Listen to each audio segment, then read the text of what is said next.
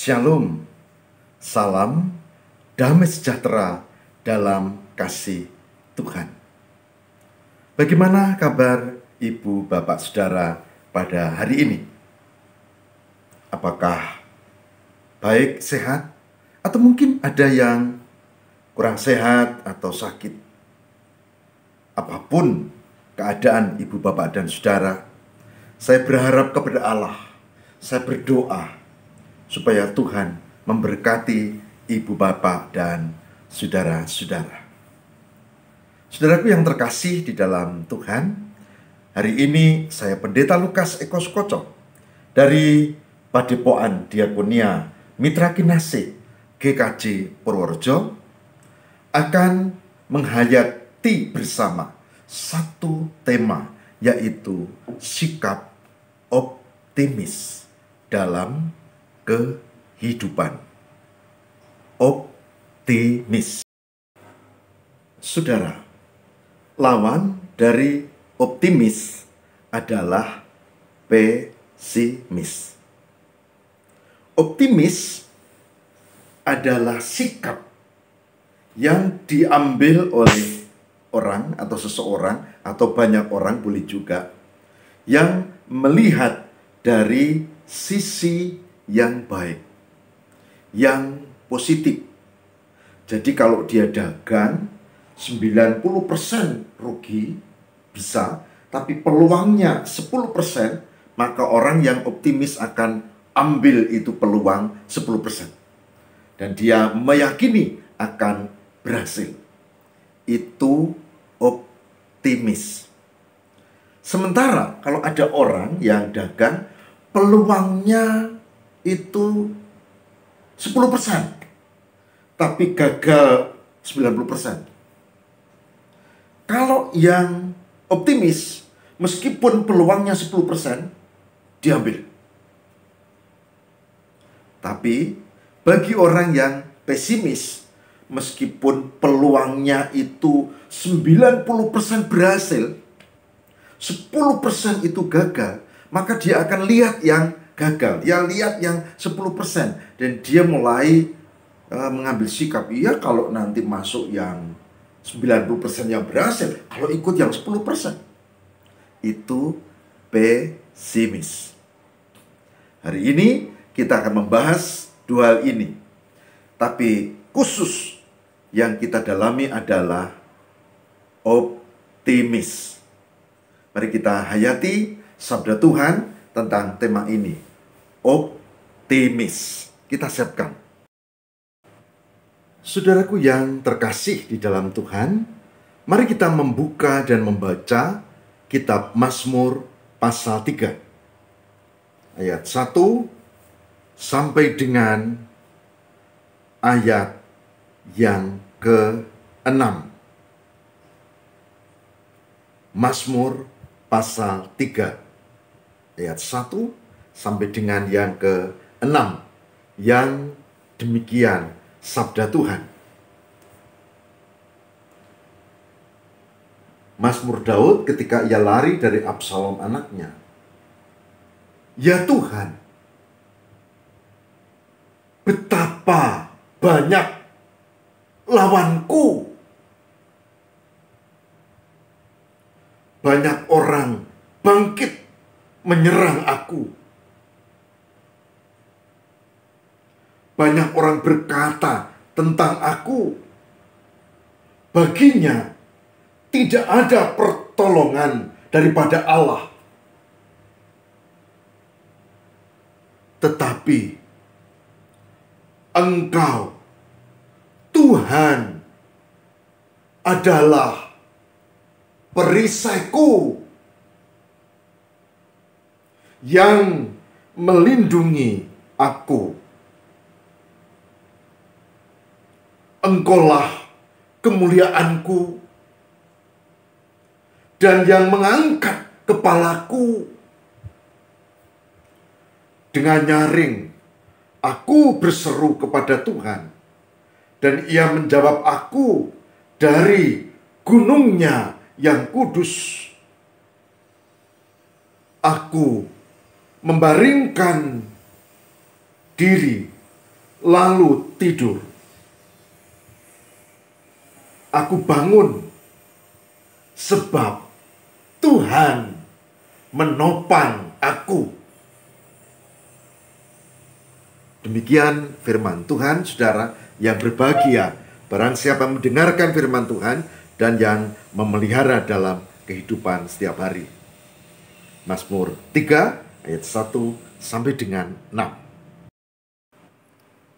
Saudaraku yang terkasih di dalam Tuhan, apa yang dialami Raja Daud bagaikan mimpi buruk. Sebab anak yang direngkuh dikasihinya, Absalom, memberontak, diikuti oleh para panglima dan tentara yang besar. Sehingga Daud harus lari, melarikan diri dari musuh, padahal musuh itu adalah anak kandungnya sendiri. Bayangkan betapa pedih ketika dimusuhi oleh anak kandung sendiri. Betapa pedih ketika para panglima, tentara-tentara yang harusnya loyal kepadanya sekarang malah berpihak pada anaknya dan memusuhi Daud. Sedih. Saudara, yang luar biasa adalah di tengah kesedihan itu, Daud mengambil sikap optimis. Dia memandang ke depan ada karunia dan pertolongan Tuhan. Dia meyakini bahwa ada Allah yang adil yang akan menolong dan menyertainya. Bahkan ketika orang-orang mengatakan nggak mungkin dia itu nggak ditolong oleh Tuhan, Daud sangat optimis. Ya Tuhanku dan Allahku. Mazmur pasal 3. Saudara, sikap optimis akan mempengaruhi cara menghadapi masalah. Masalahnya bisa sama, tapi orang yang menghadapinya bisa beda. Orang yang optimis meyakini bahwa di balik masalah itu ada penyertaan Tuhan. Ibaratnya habis gelap, terbitlah terang. Jadi, sikap optimis seperti mengharapkan terang di balik kegelapan. Tidak hanya mengharapkan, tapi ada keyakinan yang kuat. Tidak hanya keyakinan, tapi juga ada upaya tertentu yang itu menggerakkan hati dan keyakinannya. Saudara-saudara, saya sering mengalami hal-hal seperti itu. Satu saat di Bali, saya mewakili NGO LSM Mitra Kasih waktu itu harus presentasi tentang program. Ya, ini kisah lama. Semua orang sudah pakai laptop. Saya bukannya tidak membawa, memang tidak punya laptop pada saat itu. Dan tidak ada ketentuan harus bawa laptop, jadi nggak cari pinjaman.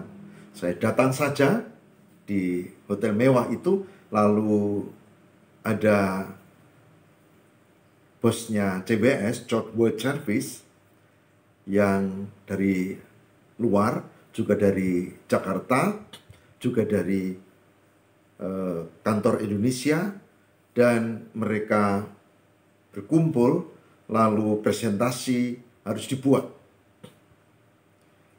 Semua menyiapkan dengan laptopnya, dengan PowerPoint, dengan tampilan yang bagus. Dan saya hanya ternganga.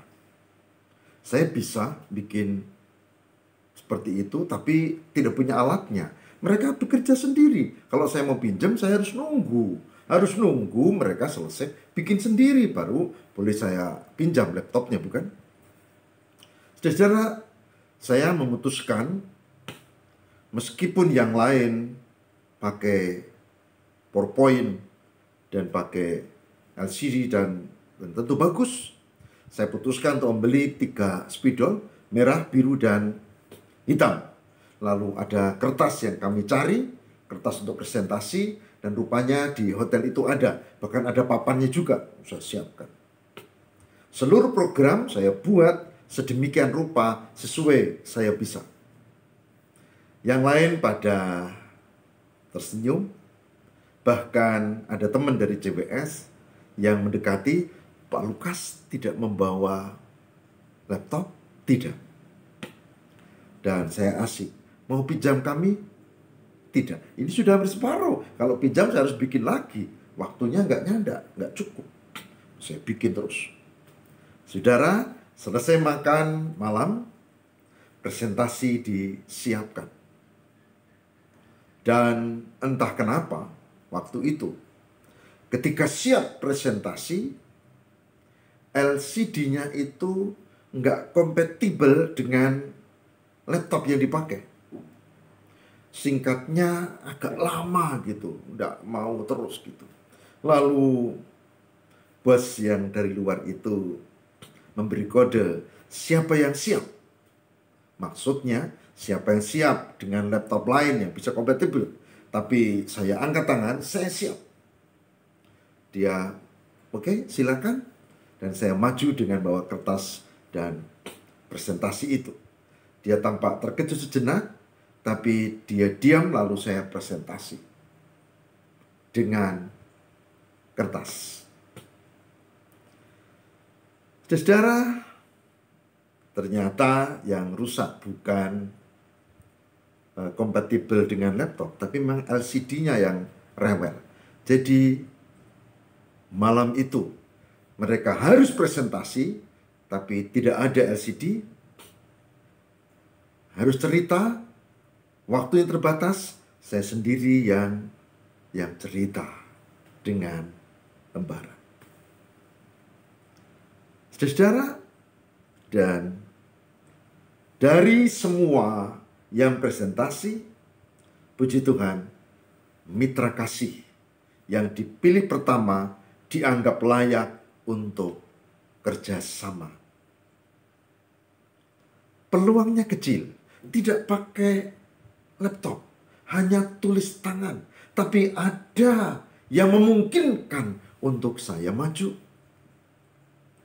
Saya optimis. Bisa dibayangkan, kalau saya pesimis, saya malas, saya akan diam, dan saya akan gagal, nggak akan dapat program kerjasama itu. Saya belajar betapa pentingnya sikap optimis. Daud optimis, dan optimis yang di sini lebih lengkap karena Daud mengandalkan Tuhan. Tuhan, betapa banyak lawanku, banyak orang bangkit menyerang aku. Bahkan baginya tidak ada pertolongan, mereka bilang padaku begitu. Tapi Engkau Tuhan adalah perisai yang melindungi aku. Dia berserah pada Allah, dia ambil sikap optimis, dan Tuhan menolongnya. Kisahnya kita tahu, nanti Absalom justru kalah dan melarikan diri. Hari ini saya mengajak, yuk, optimis. Saya tahu kita masing-masing punya pergumulan, pastilah. Saya tahu mungkin pergumulan itu biasa, mungkin berat, mungkin beban yang sangat berat. Tapi sebagai hambanya saya mengajak, ayo ambil sikap optimis dan percaya Tuhan sumber kekuatan, Tuhan yang akan menolongmu. Kalau dulu tolong Daud, maka sekarang juga tolong kita. Sehingga dikatakan tadi, aku membaringkan diri lalu tidur. Semula gelisah dan bisa tidur, aku membaringkan diri lalu tidur. Lalu aku bangun sebab Tuhan menopang aku. Mengandalkan Tuhan.